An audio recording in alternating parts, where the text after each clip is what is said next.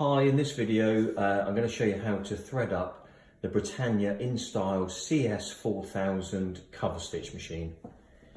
Firstly, what we do, the door on the front moves across to the right hand side, you drop it down, it exposes the bits of thread underneath.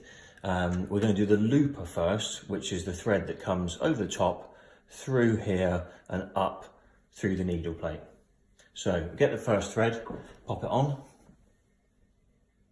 and then just pop your thread through the top of the carriage, through the hole, and that will go front to back. Grab your thread, and at the top of the machine here is your chrome catches, a little hook that will take your thread through, and then into your tension dial, and then through a hook here, you come down and through this hook here. Then what you would do, I'll grab my tweezers so you can see what I'm doing. Try and keep my hands out of the way. You come under this first hook here, so it's a bit of metal that points downwards, and then you go up over the top of the two bars that are pointing up. So you come under this one and then up over the top of this one and this one on the left. You come across the left hand side and then into this hook here. Again, just push your thread down and it should, there you go, go into the hook there. Now, what we're going to do, we're going to thread the looper that currently is sat underneath the needle plate. What we need to do is grab your balance wheel, your hand wheel, turn it towards you, and you'll see the looper come out to the right hand side. Now that's as far as it will come out at the moment. Your needles are fully down. Just at the bottom of the looper here, there's a little lever, and what we need to do, put your finger on it and push it upwards, and it will bring your looper even further to the right hand side so it's easy to thread. Then what you need to do, grab your thread, and from behind you'd come through this hole, but there's a little break at the top of the looper here which allows you to pop your thread through. And then, I always do this with tweezers, pop your thread through from front to back through the hole on the far left hand side of the looper. Grab your thread and pull it through. And then once that's threaded, what you can do is let go of that thread and just leave it in the door. It's not going to hurt it at all. Close your door, and then we're going to move on to the far left hand side to start threading our needles.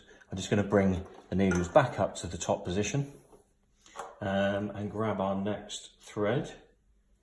So we do the same thing again, onto the back there, and then through the hole at the top of the carriage, down through your chrome hook at the top, through the tension disc, and into this hook here.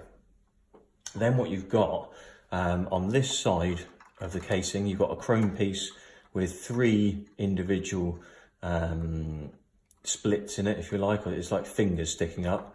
And each thread goes into each of those splits in the metal. So what we would do, we would pop it into the one furthest back, because we're on, basically, the first one you do will go to the back of those. You then come under the casing here, and again, over to the left-hand side, and you put your thread right at the back of those fingers that are stuck up. You then go, again, far left, because we're going to go far left on our tensions, far left on our thread. We'll go far left on the guides that bring you down. So you come into your guide and then round the back of this first hook. Next one, you do the same again. You come round the back of this metal plate here, this one here, and pull it across the left-hand side. Do exactly the same again, metal plate, and across the left-hand side. Then all you need to do, grab my scissors and just clean that up, because it's the end of my thread was a bit messy, and just thread your needle. I always use tweezers, so I just find it easier. Front to back, like a standard sewing machine or overlocker, and just leave your thread stuck out of the back of your needle there. Again, that will disappear when you just do your first test stitch. Next one would be your centre needle. So we're working from the left to the right now. So pop your next one on, you come up and over again through the carriage front to back into your metal hook at the top, down through your tension into your hook, and then you come across to the left again, and now we're going to go into that centre, we're going to call it a finger if you like. You go into that centre one on the right hand side underneath, and then into the centre one on the left hand side of the casing. Now if you're not using 3 needles, if you're only using 2 and you're using just the red and the blue tensions, you wouldn't thread this centre one, and you just go with your red and blue and then use the furthest width apart on both sides here, and you wouldn't use the centre piece. But at the moment we're doing 3 threads, so I'm going to pop it in the centre guide, behind the back of here, behind this metal plate, and across, and if you've got the machine, you'll see there's individual little forks here, and then again in behind this metal plate here. And then all we need to do, I'm going to grab my scissors, tidy up that end of the thread, and pop it through the centre needle front to back without dropping it. So that's through the centre one, grab it at the back and pull it through. So that's your first 2 needles done.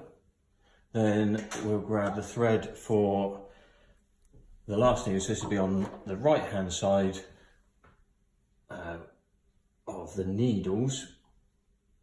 Pop through the carriage at the top, into the chrome hook at the back, over the top of the blue tension, into the hook there, and again across to the left, through the finger that's closest to you there, underneath the casing, and again same on this side. So it's like a comb with 3 slots in it.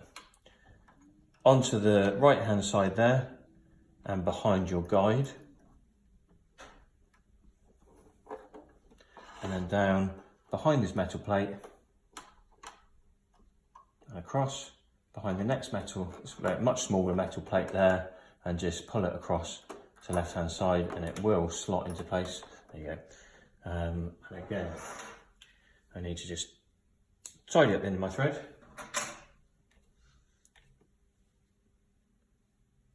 And pop that thread through the needle front to back. If it was straight, it would be more helpful.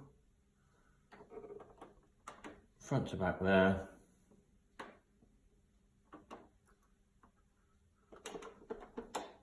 And that's your cover stitch machine all threaded up, ready to go. So I'm just going to turn the machine on, if I can find it, on that right hand side. The light comes on. What you would do to start off with, first time after threading it, just pop a bit of scrap fabric through. I use a bit of denim just so you can see the contrast between the blue denim and the thread.